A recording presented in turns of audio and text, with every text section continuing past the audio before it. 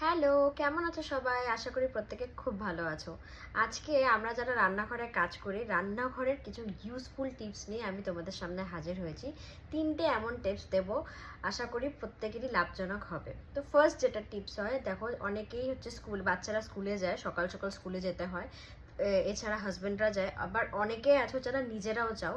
অনেক সময় যে সকালবেলা উঠে আটা মেখে তারপরে আবার রুটি বানিয়ে নিয়ে যেতে অনেক ঝামেলা হয়। এই আটাটা যদি আমরা রাত্রিবেলায় মেখে নিই, কিন্তু অনেক সময় আবার মনে হয় যে রাত্রিবেলায় আটা মেখে রাখছি, রুটি তো নরম নাও হতে পারে। তো আটা মেখে রেখে সেখানে যদি আটাটার পরে যেটার মধ্যে রাখবো সেই কন্টেনারটা টাইট হওয়া দরকার।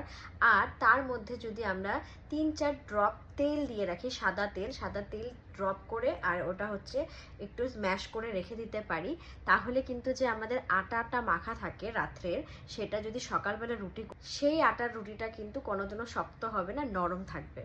নেক্সট যেটা টিপস সেটা হলো, আমরা চাল স্টোর করে রাখি, ডাল স্টোর করে রাখি, অনেক কিছু স্টোর করে রাখি, যেরকম কাবলি চানা সমস্ত কিছু। তো এগুলোতে যদি বেশিরভাগ স্টোর করে রাখতে রাখতে অনেক সময় কি হয়ে যায় যে সেখানে পোকা ধরে। তো সেই পোকাগুলো যাতে না ধরে, তাহলে প্রথমে যেগুলো করতে হবে সেটার জন্য টাইট কন্টেনার রাখবা। আর হচ্ছে নিম পাতা যেটা থাকে, শুকনো নিম পাতা আর শুকনা লঙ্কা, বিভিন্ন ধরনের যে ছোলা, কাবলি চানা, তারপরে তরকার ডাল থাকে, এই সমস্ত জিনিস জন্য পুরনো হয়ে গেলে পোকা ধরতে থাকে, এগুলো যদি রাখতে পারি আমরা, তাহলে কিন্তু কখনো পোকা ধরবে না।